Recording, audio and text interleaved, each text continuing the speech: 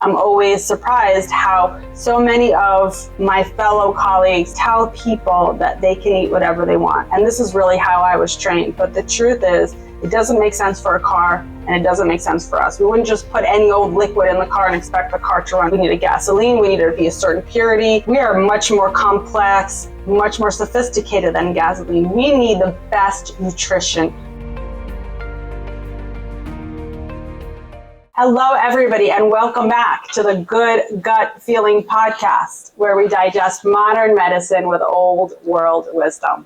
Today, we have an exciting new topic, a topic that is so near and dear to my heart as a gastroenterologist, and a topic that really is so important, relevant, practical to everybody, and that is diet.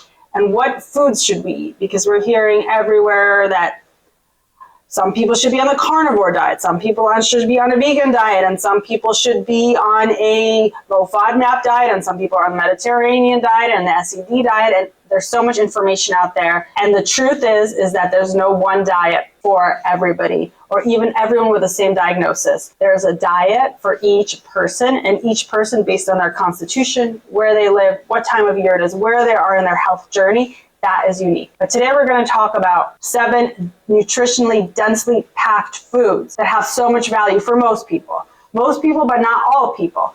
So remember, this does not take the place of recommendations from your doctor who knows you personally. These work for many people. Something to consider when you make choices for yourself. And remember, choices are for you. We need to look at ingredients, we need to look at quality of food, and there's many aspects of how we eat that makes it good for us. So today we're going to talk about 7 amazing foods that will transform your life. Number one is fermented foods. Fermented foods is not one food, it's many foods. However, they share value, they share commonalities.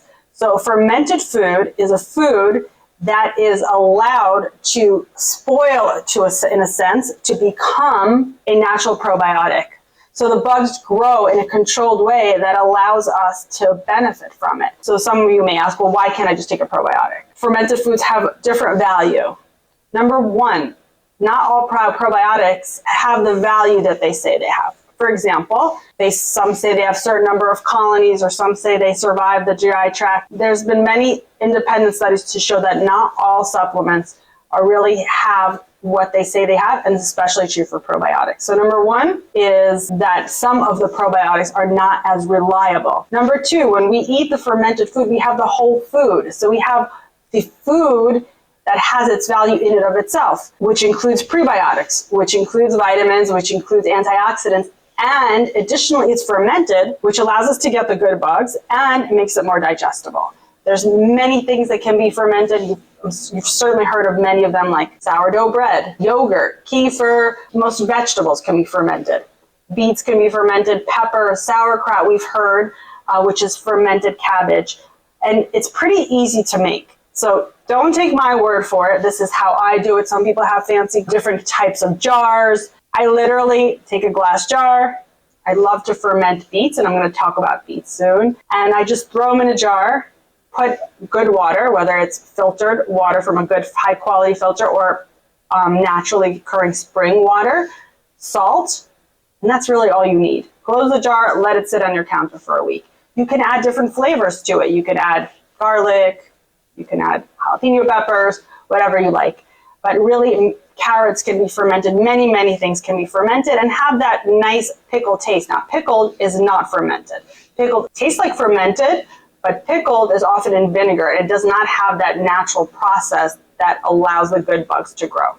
So number one, fermented foods. Number two is dark leafy green vegetables. In particular, kale. I find kale to be very versatile. You can cook it, you can put it in smoothies, you can juice it, and it tastes pretty neutral. But really, there's many things that can fall into the category like Swiss chard, collard greens, really the dark, leafy, kind of bitter tasting vegetables. Kale in particular has vitamin A, C, and K. Vitamin K is involved in clotting of blood. And these leafy green vegetables, they're rich in vitamins A, C, and K.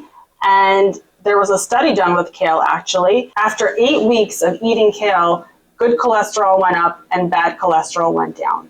So these are true superfoods. They're versatile, they're low in calorie, and most people can eat them. Some people who are more inflamed, it's better for them to eat cooked foods because cooked foods are easier to digest. So at that point, you can steam it, bake it, saute it in a good oil. Alternatively, if someone is constipated, they may want to juice these.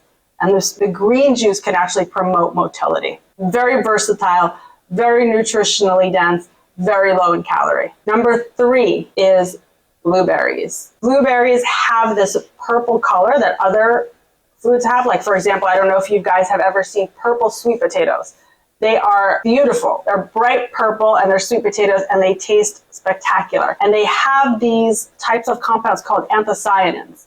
And that is what really gives them this purple color. And that purple color and this compound actually is highly anti-inflammatory. It is antioxidant. It is a strong antioxidant.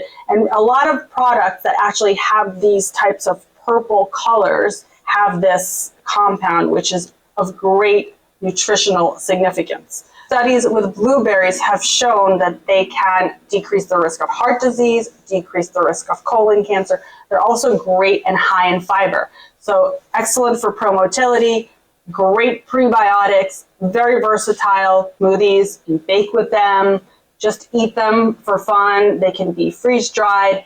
There's many ways we can eat blueberries. Obviously the best, just pop them in your mouth for the people who can. Some people who are inflamed may not do well with raw blueberries, but really a lot of the purple compounds, such as purple sweet potatoes, like I said, purple sweet potatoes can be cooked in the same way as any other sweet potatoes, but they have that special compound called anthocyanin that gives it that purple color, and it's a strong antioxidant. Beets. Beets are my favorite because beets have a very strong pro-motility aspect, meaning they help push things along. So if you are backed up, beets are your go-to. Beets can be used in so many different ways. One, they can be cooked and they can be eaten raw and they can be juiced. And my favorite fermented food is actually fermented beets, because what you can do with the fermented beets, one is you can very easy to ferment, throw them in the water, leave them on your water and salt, leave them on your counter, but they are great for people who may be constipated because they move things along. And if they're fermented, they add the additional probiotic, which is really a helpful way to get a probiotic into the body when someone's constipated. There's a number of people who don't tolerate probiotics when they're constipated because sometimes the probiotic can actually make them more constipated. I generally recommend probiotic pills to people who either have normal bowel function, meaning they go daily or twice daily and they evacuate and their stools are not hard, or if they're on the looser side. But if they're on the harder side, I generally do not give them probiotics in terms of pills, but I would definitely recommend for many of them fermented beets. You could also juice beets. One thing about beets is that they turn your bodily fluids pink, fuchsia, a shade that's for some people is scary because they think it's blood. So it could do that to your stool, it could do that to your urine. Number 5, this is probably the most underrated food in the United States, and that is buckwheat. And most people don't even know what buckwheat is because it's not such a big food in the culture of the United States. In Eastern Europe, it is ubiquitous. Buckwheat is actually a seed, and it's typically used as flour here, like you've probably heard of buckwheat pancakes, but the seed itself has the most value because the way when we eat foods, the way they exist closest to nature, closest to their original state without any processing, they always retain the most value. So we have these seeds that kind of taste grainy, so they can function the same way as oatmeal, for example. They can be cooked in water, they can be used as a breakfast cereal, they can be used instead of rice, sauteed vegetables, or a savory kind of taste. Really, it's a very versatile, grain-like seed. It's high in protein, has a low glycemic index, actually lower than quinoa and brown rice, and it's easy to digest.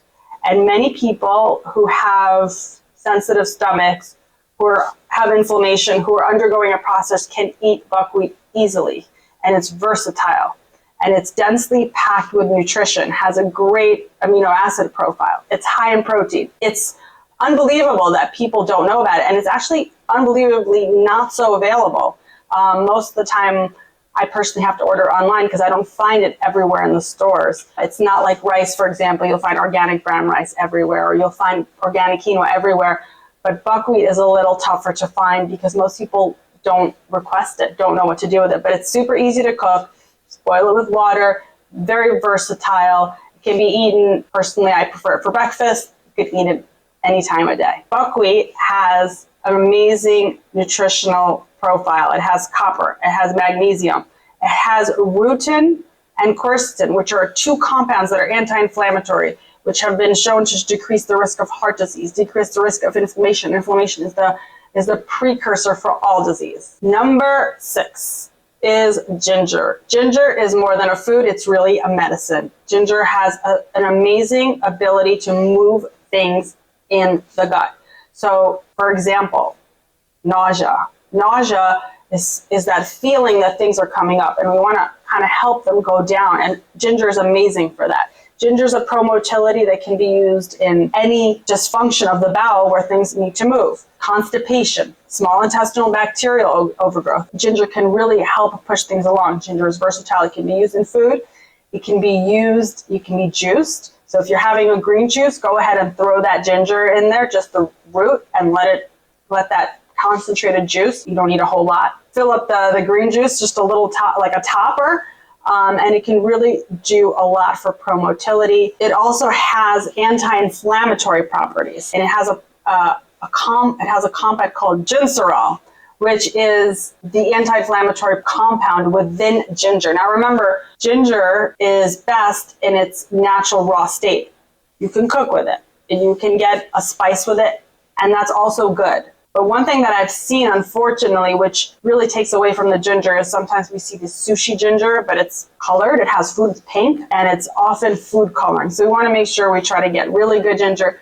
If you make sushi at home, which I've done, it's not that hard, and you want to make your ginger, or if you don't make your sushi at home, you can buy the sushi and make your own ginger. You slice it in small slices and just prepare it with vinegar. It's typically used with sugar. I usually make it maple syrup. Super easy, has that amazing taste that often the not so fresh ginger doesn't have. Number 7, last but certainly not least, and really a favorite for many people, is avocado.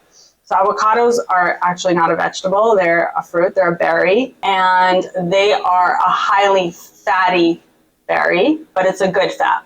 It's a monounsaturated fat. It's a healthy fat. It's a great way to get fat into our bodies because we do need fat. Our brains are fatty. We need to eat good fats. Avocado oil is actually a great oil because it is good for high heat. So it still maintains its integrity when we saute, for example, high heat cooking. And it's one of the best oils for that in addition to coconut oil. So avocado has a lot of value, great fats, full of nutrition. It's very versatile. Believe it or not, avocados can be made into smoothies, and they give it a creamy vanilla flavor, but still maintain that amazing nutritional value in your smoothie. Avocado oil, you have to be a little careful with, because these days there's been reports that avocado oil is mixed with seed oils, and seed oils are some of the worst oils. So you want to get an avocado oil that's reliably avocado, that is 100% avocado. So it should say 100% avocado or be a reliable brand. There's so many amazing foods that exist in this beautiful earth that are here to nurture us, to heal us, and to give us amazing nutritional intelligence. We just covered 7 of them, but there's an endless amount, and everything is specific for each person, and everything in its natural state is always the best. As a gastroenterologist, I'm always baffled. I'm always surprised how so many of my fellow colleagues tell people that they can eat whatever they want. And this is really how I was trained. But the truth is, it doesn't make sense for a car, and it doesn't make sense for us. We wouldn't just put any old liquid in the car and expect the car to run. We need a gasoline. We need it to be a certain purity. We are much more complex, much more sophisticated than gasoline. We need the best nutrition. We need the best intelligence for our body. We need the foods with the highest vibrational frequency in order for us to operate at our best level. So I hope you guys got a taste of the amazing foods that are out there. These are just the top 7 that will change your life. Stay healthy, stay gutsy, and I look forward to seeing you all next week. If you like what you're seeing, We have a lot of more content on www.wholegut.com. If you want to reach us, to work with us, if you would like to get more information, we have so much content on our website, www.wholegut.com.